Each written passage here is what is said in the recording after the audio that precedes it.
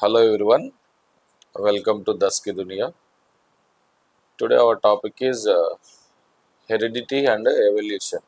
Heredity, evolution. Biology, 10th class, 8th chapter number 8. So let's discuss point wise. What is first point? When we observe our world and its myriad forms of life, we are struck by two seemingly opposite observations. అంటే ఏంటి? మనం మన చుట్టూ ఉన్న వరల్డ్ని observe చేసి అలాగే number of forms of lifes ఉంటాయి కదా, మిరాయిడ్ ఫార్మ్స్ ఆఫ్ లైఫ్ అంటే చాలా నెంబర్ ఆఫ్ లైఫ్స్ ఉన్నాయి. అంటే ఎట్లా హ్యూమన్ బీయింగ్స్ ఉన్నారు, animals are there, plants are there, insects are there, microorganisms are there కదా. ఎలా ఉన్నాయి కౌంట్ చేయడం కూడా కష్టం, నంబర్ ఆఫ్ ఉన్నాయి. అయితే ఇవన్నీ అబ్జర్వ్ చేసినప్పుడు అంట ఒక రెండు విషయాలలో మనం స్టక్ అయిపోతాయంట. వావ్ అన్నట్టు మనం స్టక్ అయిపోతాం అంట. ఏంటా వావ్? ఏంటా రెండు topics? Fantastic variety of life and the similarity between them. ఏంటి ఫెంటాస్టిక్ వెరైటీ ఆఫ్ లైఫ్ అంటే రకరకాలు ఉంటాయి. ఏదో ఒక లైఫ్ రెండు లైఫ్లు కాదు, చాలా లైఫ్స్ ఉన్నాయి కదా. ఇప్పుడు ఇందాక చెప్పుకున్నట్టు హ్యూమన్ బీయింగ్స్ అన్నాం, యానిమల్స్ అన్నాం, ఇన్సెక్ట్స్ అన్నాం, తర్వాత మైక్రో ఆర్గానిజమ్స్ అన్నాం, ప్లాంట్స్ అన్నాం. ఎన్ని రకాలు ఉన్నాయి, వెరైటీ. మళ్ళీ ప్లాంట్స్లోకి వెళ్తే ప్లాంట్స్లో రకరకాలు ఉంటాయి. హ్యూమన్ బీయింగ్స్లోనే ఎన్ని రకాలు ఉంటారు. పొడవు ఉంటారు, కొంతమంది టాల్, కొంతమంది షార్ట్ చిన్న ఉంటారు, కొంతమంది లావ్ ఉంటారు, కొంతమంది సన్నగా ఉంటారు, కొంతమంది తెల్లగా ఉంటారు, కొంతమంది నల్లగా ఉంటారు. అంటే వెరైటీ ఆఫ్ లైఫ్స్ కదా. ఈ ప్లాంట్స్లో చూసుకుంటే ఇంకా చెప్పండి, ఎన్ని రకాల ప్లాంట్స్ పేర్లు చెప్పగలుగుతారు? చాలా రకాలు మనం చెప్పచ్చు. సో దాన్ని చూసినప్పుడు అమ్మ ఇన్ని రకాలు ఉన్నాయి ఇంద్ర బాబా అని మనకి పక్కా కొంచెం స్టక్ అయిపోతాం. అమ్మ ఇన్ని రకాలు ఉన్నాయి. ఒకటే చోట ఎక్కడన్నా మనకి పెద్ద పెద్ద కల్చరల్ ప్రోగ్రామ్స్ కానీ ఎక్కడన్నా జరిగినప్పుడు మనం అందరు రకరకాల మనుషులు కనపడ్డప్పుడు ఎంత అవాక్ అవుతుంటాం. ఈ ఊరోళ్ళు ఏంది ఇట్లా ఉన్నారు అనుకుంటాం కదా. సో తర్వాత సిమిలారిటీ బిట్వీన్ దెమ్ చూసినప్పుడు చాలా వరకు ఒకే రకంగా కనిపిస్తుంటారు అన్నమాట. దాన్ని సిమిలారిటీ. ఈ సిమిలారిటీ అలాగే వెరైటీ ఆఫ్ లైఫ్ చూసినప్పుడు మనం ఖచ్చితంగా వండర్ అయ్యే ఛాన్స్ ఉంటుంది కదా. As we shall see, we would need to understand these two characteristics of life in order to comprehend how life evolves. Okay, రెండు చూసినప్పుడు మనం అండర్స్టాండ్ చేసుకోవాలి క్యారెక్టరిస్టిక్స్, అసలు ఈ లక్షణాలు ఏంటి, అసలు ఈ వెరైటీ ఆఫ్ లైఫ్ ఎందుకు వస్తుంది, అలాగే ఈ సిమిలారిటీ బిట్వీన్ దెమ్ ఎలా వస్తుంది కదా. When we say that something evolves, we mean not only that it changes, but that there is also some component of direction in that change. ఏంటది? ఏదన్నా ఒక చేంజ్ వస్తుంది అంటే మనం ఓన్లీ ఆ చేంజ్ని చూడొద్దు. ఓహో ఇట్లా ఏ నుంచి బీకి చేంజ్ అవుతుందా అని మాత్రమే చూడొద్దు. అసలు ఏ నుంచి బీకి చేంజ్ అవ్వడానికి అసలు ఏమి అక్కడ reason, what is the reason, అది తెలుసుకుంటేనే కదా. సైన్స్ అంటేనే నాలెడ్జ్. దేనికి ఉపయోగపడుతుంది నాలెడ్జ్? మనకి ఇంకా ఏమన్నా బెనిఫిట్స్ ఉంటే, అందులో ఏదన్నా అవసరం ఉంటే మనం తెలుసుకొని నోట్ చేసి పెట్టుకుంటే, ఓహో ఈ కారణం మనకు అవసరం ఉంది అనుకుంటే అదే మనం యూజ్ చేసి మనకు అవసరమైనవన్నీ తయారు చేసుకోగలుగుతాం. లేకపోతే అబ్జర్వేషన్ పెట్టడం వల్ల కేర్ తీసుకోగలుగుతాం కదా. కాబట్టి ఒక చేంజ్ అయినప్పుడు ఎప్పుడైనా కూడా ఆ చేంజ్ అవుతుంది అని చేంజ్ని ఒక్కటి మాత్రమే చూడకుండా what is the reason behind that change, that also we should understand కదా. ఇప్పుడు చూడండి, ఇక్కడ ఈ ఎవాల్యూషన్ అవుతుంది కదా. ఎవాల్యూషన్ అంటే ఏంటి? ఏదైనా ఒక విషయం గురించి మాట్లాడితే అది అసలు వేర్ ఇట్ స్టార్టెడ్, ఎక్కడ స్టార్ట్ అయింది, తర్వాత ఎలా చేంజెస్ చేసుకుంటూ ఇట్ రీచ్డ్ టు ప్రజెంట్ సిచ్యువేషన్కి ఎలా వచ్చింది, ఇవన్నీ కూడా మనం ఎవల్యూషన్ ప్రాసెస్ అని పిలుస్తాం. అంటే అభివృద్ధి క్రమం అంటారు.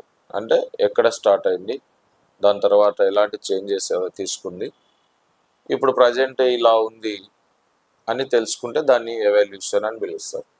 ఇప్పుడు హెరిడిటీ ఎవల్యూషన్ అంటున్నాం కదా. అసలు హెరిడిటీ అంటే, ఈ హెరిడిటీ అనేది ఎవరు స్టార్ట్ చేశారు, ఎవరు ఫస్ట్ థింకింగ్ చేశారు, తర్వాత దాన్ని ఎవరు మెల్లమెల్లగా కొంచెం కొంచెం డెవలప్ చేశారు, తర్వాత ఎవరు ఆ పాయింట్స్ నోట్ చేసి పెట్టారు, ఎవరు ఎక్కువ దానికోసం కృషి చేశారు. ఈరోజు హెరిడిటీలో చాలా మనకి విషయాలు తెలుసు.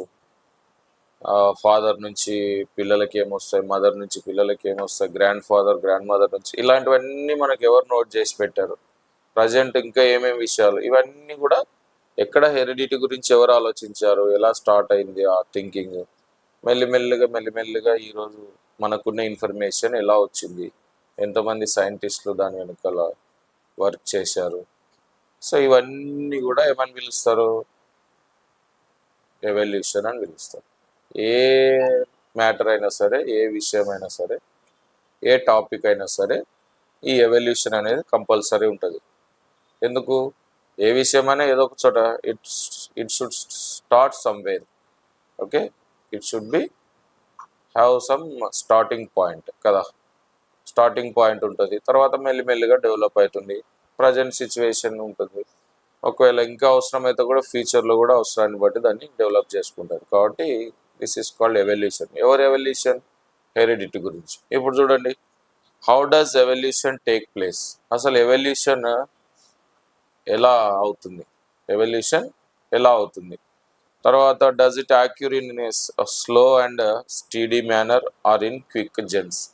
ఈ ఎవల్యూషన్ అనేది ఎలా అవుతుంది, స్లోగా, స్టడీగా, మెల్లగా, స్టీడీ మేనర్లో అవుతుందా, లేకపోతే టకా మన జంపింగ్ ప్రాసెస్లో అవుతుందా.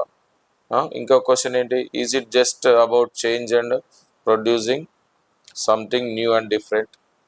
అసలు ఈ ఎవల్యూషన్ అంటే ఏంటి, జస్ట్ ఒక చేంజ్ తీసుకురావడం, లేదా ప్రొడ్యూసింగ్ సంథింగ్ న్యూ, ఏదైనా కొత్త తయారు చేయడం లేదా డిఫరెంట్ తయారు చేయడం మాత్రమేనా ఈ ఎవల్యూషన్ అంటే, ఈ హెరిడిటీ అంటే. ఓకే, చూడండి, మనము in the chapter on reproduction we have studied that reproductive processes usually give rise to individuals that have some new characters in spite of the similarity that they share with their parents కదా. Reproduction గురించి చదువుతాం కదా. Reproduction చాప్టర్లో ఏం చదువుతాము, మనం ఏం చదువుతామంటే, parents అనేవాళ్ళు న్యూ జనరేషన్కి బర్త్ ఇస్తారు కదా. ఇండివిజువల్స్కి కొత్త లైఫ్ ఇస్తారు, అంటే న్యూ బార్న్ బేబీస్, లేకపోతే ప్లాంట్స్ అయితే మళ్ళీ కొత్త ప్లాంట్స్కి, యానిమల్స్ అయితే దాంట్లో బేబీస్కి, అట్లా లైఫ్ ఇస్తాయి. అలాగే కొన్ని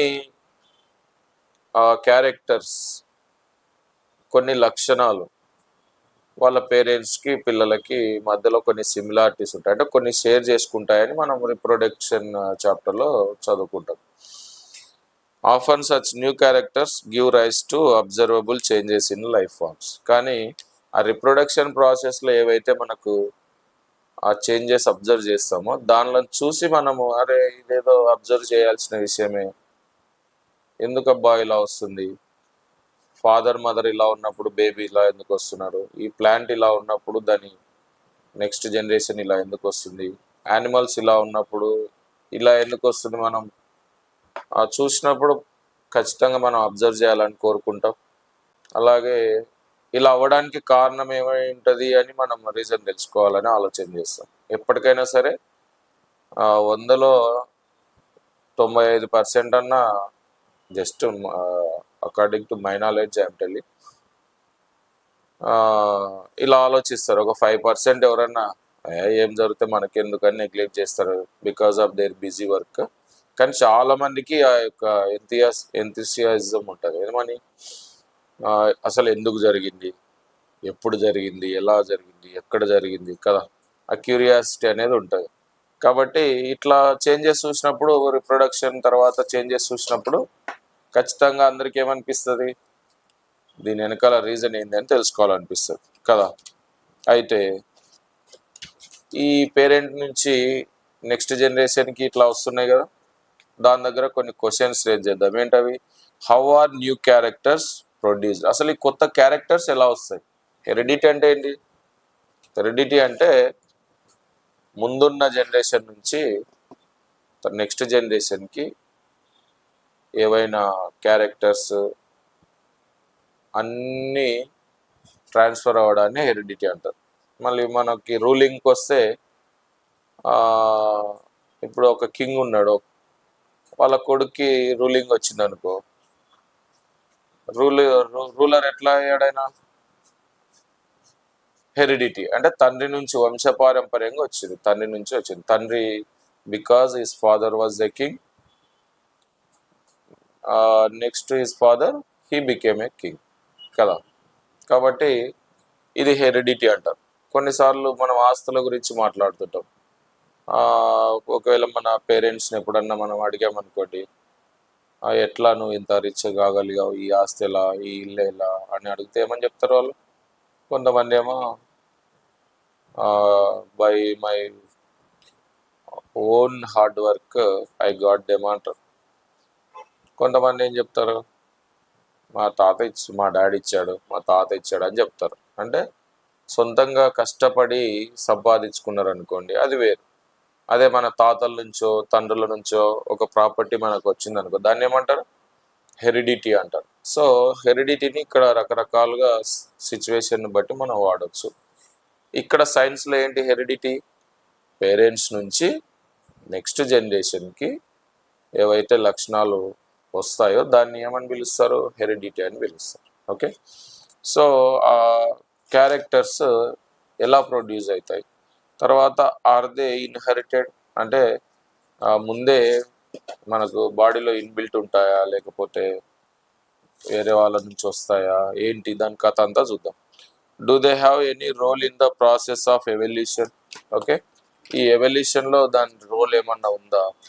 సో ఇలాంటివన్నీ కూడా ఈ క్వశ్చన్స్ కన్నీ మనకి ఆన్సర్స్ తెలియాలంటే ఏం చేయాలి? మనం ఏం చేయాలి?